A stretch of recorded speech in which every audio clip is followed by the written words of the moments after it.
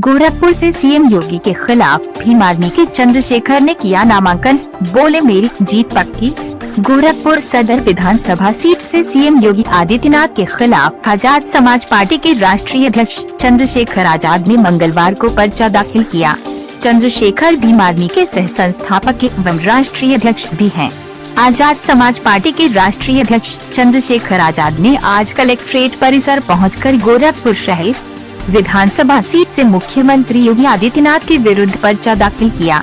Chandrashekhar Bhim army के सह संस्थापक एवं राष्ट्रीय अध्यक्ष भी हैं। अनुसूचित जाति एवं जनजाति के लोगों के उत्थान के लिए काम करने का दावा करने वाले चंद्रशेखर ने उस समय गोरखपुर से चुनाव लड़ने की घोषणा की थी, जब भाजपा ने मुख्यमंत्री योगी आदित्यनाथ को शहर विधानसभा से प्रत्याशी घोषित किया था।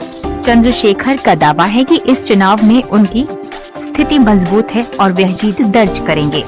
समर्थकों के साथ चंद्रशेखर कलेक्ट्रेट के पास तक पहुंचे, लेकिन सभी समर्थकों को बाहर ही रोक दिया गया। परिसर में उन्हें व प्रस्तावकों को ही प्रवेश मिला। इससे पहले चंद्रशेखर पूर्वाह्न करीब 11 बजे गोरखपुर एयरपोर्ट पहुंचे। वहां से अंबेडकर चौक पहुंचकर बाबा साहब भीमराव आम्बेडकर की प्रतिमा पर माल्यार्पण किया और उसके बाद कलेक्ट्रेट परिसर पहुंचकर नामांकन किया। इसके बाद चंद्रशेखर पूर्वोत्तर railway supreme court ST employees association के कार्यालय पर जाएंगे। आपको बता दें कि चंद्रशेखर पहली बार किसी चुनाव मैदान में हैं। आजाद समाज पार्टी बनाने के बाद उन्होंने चुनाव लड़ने की घोषणा की थी। मूल रूप से पश्चिमी उत्तर प्रदेश के सहारनपुर जिले से के निवासी चंद्रशेखर ने अनुसूचित जाति एवं जनजाति के हितों को लेकर लड़ाई शुरू की। इस चुनाव में समाजवादी पार्टी के साथ गठबंधन की कोशिश उनके द्वारा की गई, लेकिन बात नहीं बनी। खबर जगत के लिए एलेन सिंह की रिपोर्ट।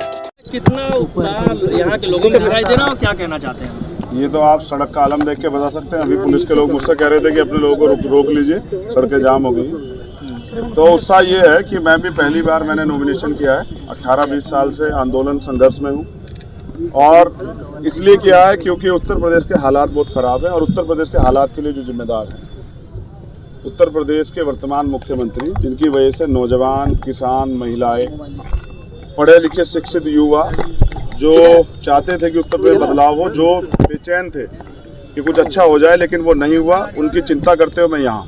अच्छा, जनता क्यों आपको वोट दे आखिर? इसलिए वोट दे कि 71 साल में आज भी जहाँ तमाम तरह की परेशानियों पे काम हो जाना चाहिए था, वहाँ मुख्यमंत्री और प्रधानमंत्री बड़े बड़े पोस्टर लगा के राशन बांटने का काम करते, यानी कि आज तक जनता के पास राशन ही नहीं पहुंचा। वो रोटी रोजी की लड़ाई लड़ रहे। लड़ाई हिस्सेदारी की थी। बाबा साहब अम्बेडकर ये कहते हैं राजनीतिक सत्ता वो मास्टर चाबी है जो आपके तरक्की के सारे रास्ते खोल सकती है और आपके सम्मान की भी रक्षा करेगी, सुरक्षा भी करेगी। लेकिन आज भी हत्याएं, रेप, अन्याय, कास्ट एट्रोसिटी, तमाम तरह की परेशानियां और नौजवान, जिसके लिए मैं बार बार बात कर रहा हूँ। मैं खुद एक युवा हूँ, मैं युवाओं का दर्द समझता हूँ। यहाँ 60% आबादी है देश के अंदर युवाओं की, और वो युवा अगर अपनी हक की बात करने के लिए आते हैं तो उनको लाठियाँ मिलती है। पेपर जब होते हैं तो पेपर लीक हो जाते हैं। ये कानून व्यवस्था और उत्तर प्रदेश का सच है। इसके खिलाफ हमारा आंदोलन है। मुझे भरोसा है कि अब युवा किसी के भरोसे नहीं रहेगा। परिवारवाद, सांप्रदायिकता, धर्म की जो राजनीति से ऊपर उठ के अपनी तरक्की के लिए वो राजनीति को स्वीकार करेगा। मुख्यमंत्री योगी आदित्यनाथ के गोरखपुर शहर विधानसभा से लड़ रहे हैं, तो क्या लग रहा है कितनी दमदारी आप दिखा पा रहे हैं? देखिए, मैं जानता हूँ कि मुख्यमंत्री योगी आदित्यनाथ तो यहाँ के है भी नहीं। मैं तो यूपी का भी हूँ, तो मैंने काम भी किया है और मैं अपने काम से पहचान बना पाया हूँ। मैंने बहुत दिन पहले कहा था कि जहाँ से मुख्यमंत्री लड़ेंगे वहाँ लड़ो, क्योंकि जब आप किसी के साथ अन्याय करते हैं तो फिर आपको उसका सामना भी करना पड़ता है। मैं निर्दोष होते 16 महीने जेल में रहा और मैंने ये तय किया कि 122 लोगों पे उत्तर प्रदेश में राशुका लगी, 15 खाली गोरखपुर में, और जो यहाँ इनके खिलाफ बोला क्या था वो जिंदा नहीं रहा, या फिर उस पर जो है उस पर झूठे मुकदमे लग के, चाहे डॉक्टर कफील खान हो या कोई और। तो ये जो अन्याय, तानाशाही, लोकतंत्र की धज्जिया, अमर्यादित भाषा और जो बांटने वाली राजनीतिक सांप्रदायिकता की बीजेपी के लोग कर रहे हैं, इसके खिलाफ अच्छे लोगों को लड़ना चाहिए। इसलिए चंद्रशेखर आजाद गोरखपुर में है और गोरखपुर की महान जनता से मैं अपील करता हूं कि इस बार वो अपने बेटे को वोट दें, क्योंकि योगी आदित्यनाथ भी जानते हैं कि मंदिर से आगे बढ़ के राजनीतिक सत्ता की व्यवस्था की जरूरत पड़ी, तभी जाके अपने मुकदमे वापस करा पाए। आज संकल्प पत्र भी उनका आया बीजेपी का, तो क्या लगता है कितना वो जनता के बीच पहुंच पाएंगे? देखिए, मैं क्या कह रहा हूँ, संकल्प पत्र किनको जारी करने पड़ रहे हैं? अगर आपने काम किया होता तो आज संकल्प पत्र जारी करने की जरूरत पड़ती? हमारा संकल्प पत्र तो भारत का संविधान है। ये संविधान जिस दिन ये सुरक्षित रहेगा और जिस दिन पूर्ण रूप से लागू होगा तब देश में खुशहाली आएगी, प्रदेश में खुशहाली आएगी। आपने कहा था पर्चा, आपको डर लग रहा था कि पर्चा खारिज हो सकता है। आशंका, डरते तो हम मुख्यमंत्री से भी नहीं है। आशंका कि वो हमारा पर्चा खारिज ना करा दे, क्योंकि हमने अपील की थी ना कि यहाँ के जो एसएसपी है, क्या आप लोग नहीं जानते कि वो बीजेपी के वर्तमान सिटिंग एमपी के दामाद हैं? क्या मनीष गुप्ता हत्याकांड में उनका रोल आप लोगों ने नहीं देखा? दामाद हैं। क्या मनीष गुप्ता हत्याकांड में उनका रोल आप लोगों ने नहीं देखा कि वो परिवार को डरा रहे थे? क्या हाथरस में प्रशासन का रोल आपने नहीं देखा? तो अपने चहीतों को यहाँ बिठाया गया, उनको हटाना पड़ेगा, इसलिए हमने एप्लीकेशन की थी, क्योंकि चुनाव आयोग कहता है कि फ्री इलेक्शन होना चाहिए, फेयर इलेक्शन होना चाहिए, कोई दबाव नहीं होना चाहिए। तो जब यहाँ मुख्यमंत्री के चहीते एसएसपी बने बैठे हैं, डीएम बने बैठे हैं, तो क्या यहाँ फेयर इलेक्शन हो जाएगा? मैं नहीं मानता, इसलिए मैंने कहा कि उनको हटाना चाहिए। लेकिन आज तक एप्लीकेशन पे कोई बात नहीं। मेरी आशंका है और मुझे आज भी आशंका है कि मुख्यमंत्री अब क्या पता जो है आरओ साहब को फ़ोन करें, डीएम साहब को कि करो कैंसिल नॉमिनेशन, क्योंकि सामना तो कर नहीं सकते। सामना करते तो देखो हालात क्या है, बीजेपी के विधायक एमपी जाते हैं, पिट के आते हैं क्षेत्र में से। ये विकास किया। लोग तो कहते हैं कि हम राम की तरह उनको पूजते हैं, तो फिर क्या लगता है क्यों आपको वोट दिए? और कुछ लोग ये भी कह रहे हैं कि टीआरपी के लिए आप आए। अच्छी बात है ना। देखिए, आप जो कहते हैं वो आपको स्वीकार, मैं आपके लोकतंत्र की जो आपकी अभिव्यक्ति आज़ादी उसका हनन नहीं कर सकता हूँ। लेकिन एक सच ये भी, लोगों ने तो हो सकता है उनको राम ही समझा था, लेकिन उनके कर्म जो है ना वो राम जैसे नहीं निकले। आप समझ रहे हैं?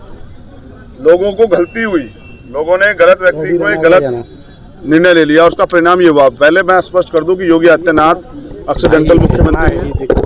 वो मुख्यमंत्री पद के दावेदार ही नहीं थे, उनके नाम पे चुनाव में लड़ा गया। चुनाव केशव प्रसाद मौर्य जो पिछड़े वर्ग से आते हैं हमारे परिवार के व्यक्ति, उनके नाम पे लड़ा गया था, जबकि एक्सीडेंटल मुख्यमंत्री को बना दिया गया और उसका खामियाजा उत्तर प्रदेश की जनता ने पूरे 5 साल भुगता है। और आज जनता तैयार है। अगर बीजेपी ने विकास किया है तो ये जो सरकारी मशीनरी बेची है उस पर वोट क्यों नहीं मांगती बीजेपी? ये तमाम तरह से जो जुल्म जाति अन्याय अत्याचार किया, किसानों के लिए कानून लाए थे, उन पर क्यों नहीं वोट मांग रहे हैं? आप मांगो ना, जो आपने काम किया है उस पर मांगो। रोजगारों पे, जो नौजवानों पे जो लाठियां बजे उस पर मांगो रोजगार। 69 शिक्षक भर्ती में जो आरक्षण घोटाला किया, जिसमें मैंने कहा मुख्यमंत्री जेल जाएंगे अगर हम सरकार में आएंगे, तो उन पे मांगो सर आप वोट। आप मांगो अपने नौजवानों के जो है ना, जो बदन से जो है ना उनका मांस भी उतार दिया पीट पीट के रोजगार मांगने, उसमें मांगो। जो कानून व्यवस्था बहन बेटियों के साथ हाथरस में हुआ, प्रयागराज में हुआ, सामूहिक उस पर मांगो वोट। बीजेपी के लोगों ने अगर कुछ किया तो। चलिए, भाजपा की अगर सरकार नहीं बनती गठबंधन में, क्या बसपा के साथ जाएंगे या फिर सपा के साथ जाएंगे? हमने कहा कि हम प्रयास करेंगे कि हम जीत के आए, हमारी पार्टी के मेंबर जीत के आए, हमारे गठबंधन के मेंबर जीत के आए, और फिर जिसको लगता है कि वो हमारा जो मैनिफेस्टो है, उस मैनिफेस्टो को जो हमने वादा किया जनता, झूठा वादा नहीं सच्चा वादा, क्योंकि नेताओं को नहीं मिल सकते, हम तो रहेंगे 5 साल फिर सड़क पे, उस वादे पे जो लोग खरा उतरेगा हम लोग उसके साथ जाएंगे। बहन जी के बीजेपी को छोड़ के बहन जी के भी साथ हमने कहा वो तो बड़ी है, बड़ी बहन भी है, वो बहन जी पसंद करती है, वो तो मेरे लिए माँ समान है। उनका मेरा खून का रिश्ता है, जल और कुल को मिलते देर नहीं लगती। मैं हमेशा उनका सम्मान करूंगा।